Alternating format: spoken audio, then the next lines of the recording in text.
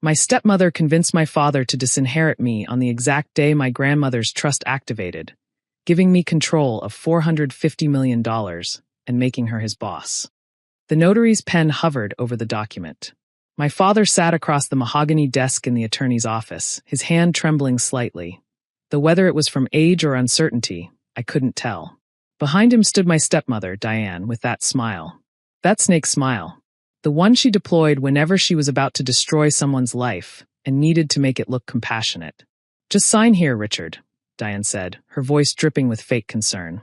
She placed her perfectly manicured hand on my father's shoulder. "It's what's best for everyone." I watched from the hallway through the glass partition. My father's attorney, an older man named Gerald who'd been managing the family's legal affairs for 30 years, kept glancing at me with something that looked like apology in his eyes. My father signed. The document was a new will. One that cut me out completely. One that left everything, his estate, his business interests, his property portfolio, to my stepmother and my half-brother Colin. Colin, who was 19 and had never worked a day in his life.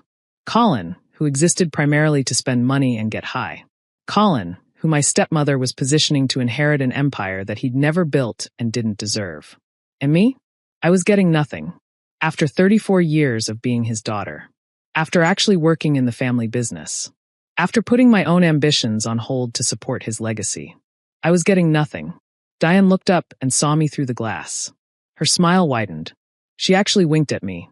That's how confident she was that this moment meant something. That being cut out of my father's will somehow equal defeat for me. What she didn't know was that my phone was about to buzz with a message that would change everything. My name is Alexandra Sterling. I have a Stanford MBA. I speak 4 languages. I'm a board member of 3 Fortune 500 companies. And I have been waiting exactly 17 years for this day. Let me explain. My grandmother, my father's mother, was Eleanor Sterling. She was born in 1922 to a railroad family that predated the Vanderbilts in Connecticut. She inherited approximately $2 billion at age 28, which she then turned into $6 billion through shrewd real estate investments, oil speculation, and pharmaceutical holdings. She was, by all historical accounts, a genius with money and a nightmare to everyone who tried to cross her.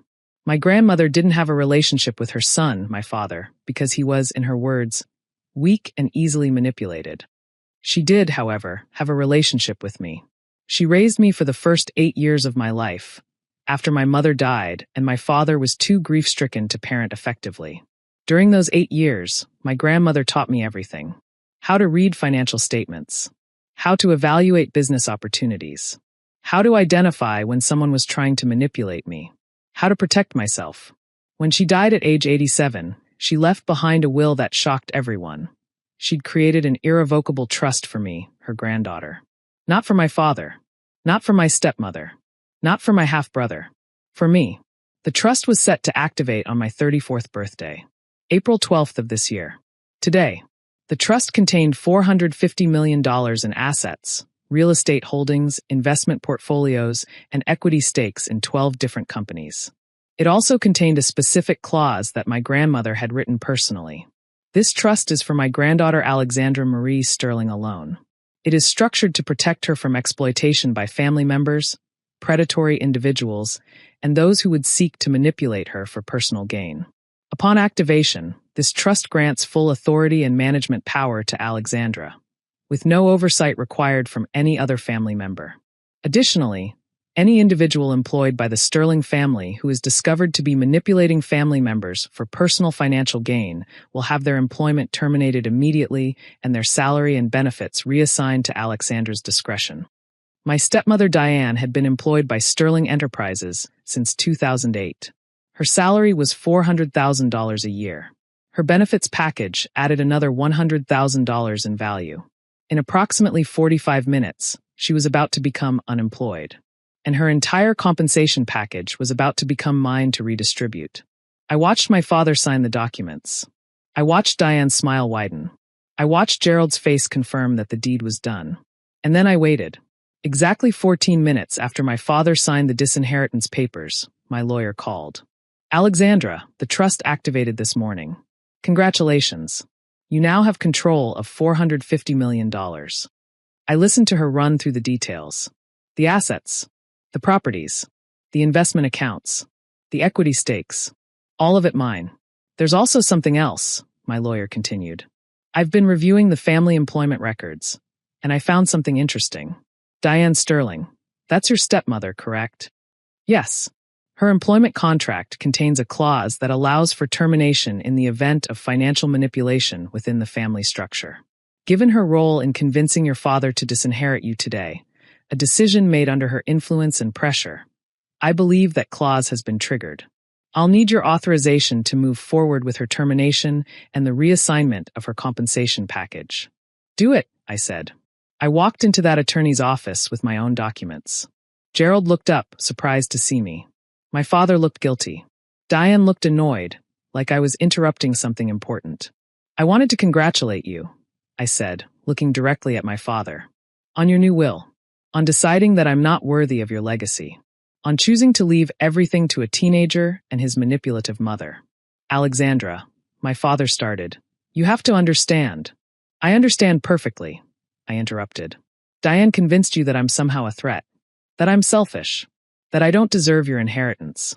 And you believed her because it was easier than thinking for yourself. Diane's smile finally faltered. Just slightly. But enough to tell me she was wondering where this was going. However, today is my 34th birthday, I continued, pulling out my documents. Today, my grandmother's irrevocable trust activated. I now have control of $450 million in assets. I own 40% of Sterling Enterprises. I own commercial real estate in 12 major cities. I own equity stakes in pharmaceutical companies, tech startups, and oil drilling operations. My father's face went gray. And I have some news for you, Diane, I said, turning to my stepmother. You're fired. Effective immediately. Your employment contract contained a clause that allows for termination in cases of financial manipulation within the family structure. Your campaign to have my father disinherit me constitutes exactly that. Diane's face went white. You can't do that. I have a contract, which I just exercised, I confirmed. Your compensation package, $400,000 salary plus $100,000 in benefits, is now being reassigned.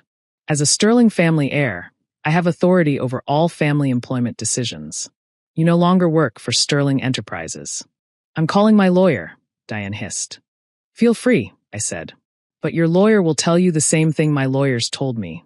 Your contract is explicit about this clause. You manipulated a family member for personal financial gain. Specifically, you convinced my father to disinherit his own daughter so that your son would inherit more money. That's the definition of financial manipulation. Gerald, the attorney, was quietly smiling. He'd known about the grandmother's trust the entire time. He'd known what was going to happen today. He'd been waiting for this moment. Alexandra, my father said, and now his voice was small. Afraid. I didn't understand. That's the problem, I said calmly. You never understand. You're a smart man in many ways, but you're easily influenced.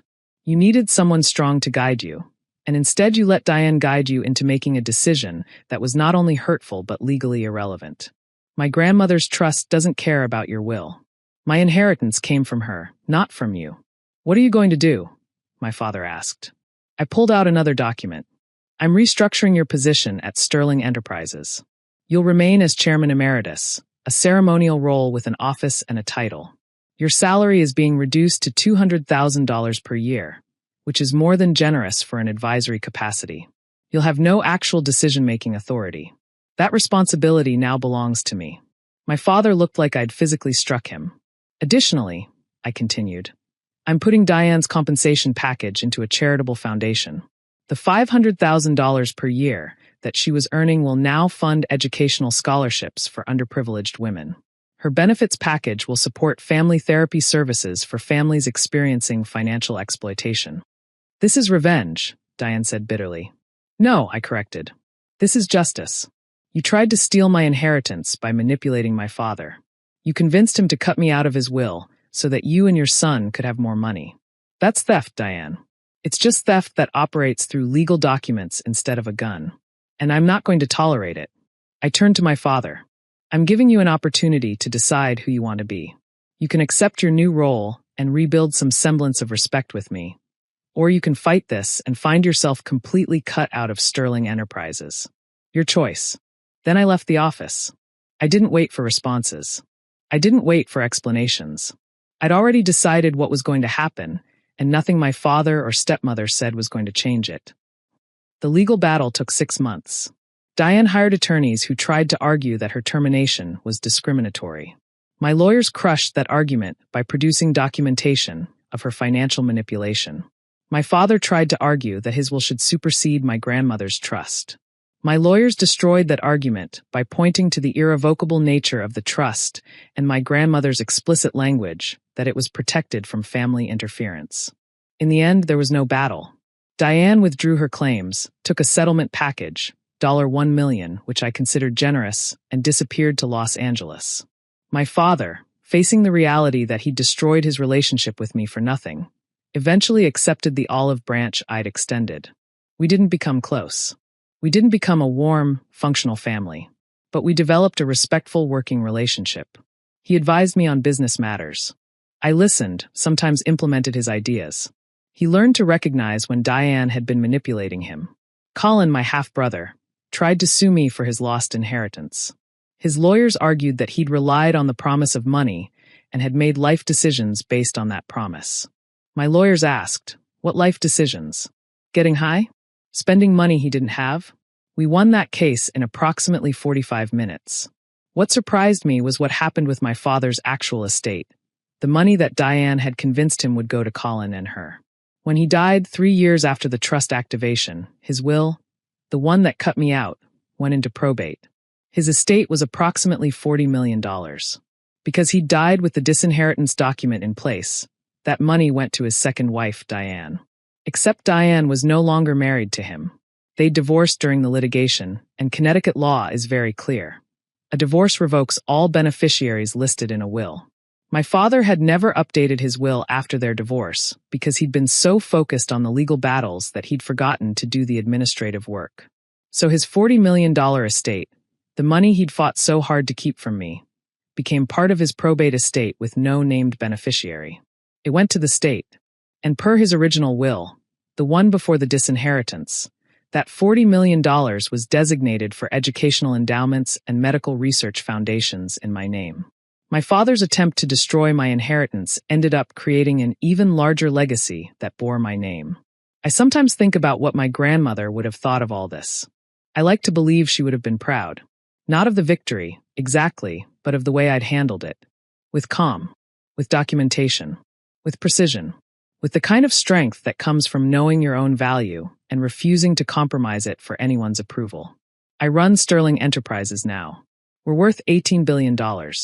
I employ 12,000 people. I've expanded into renewable energy and sustainable development. I've invested in women-owned businesses and underrepresented entrepreneurs. Diane works for a real estate firm in Los Angeles. Colin moved to Hawaii. My father passed away knowing that his attempt to erase me had been unsuccessful, that his weakness had been documented, that his story would be told as a cautionary tale. The message in all of this is simple. You cannot steal from someone who has already inherited. You cannot erase someone who is protected by people stronger than you. And you cannot manipulate the timeline when the timeline has already been set. My grandmother understood that. She built this trust knowing that one day, I would need to be protected from people like my stepmother. People who saw family as a path to profit.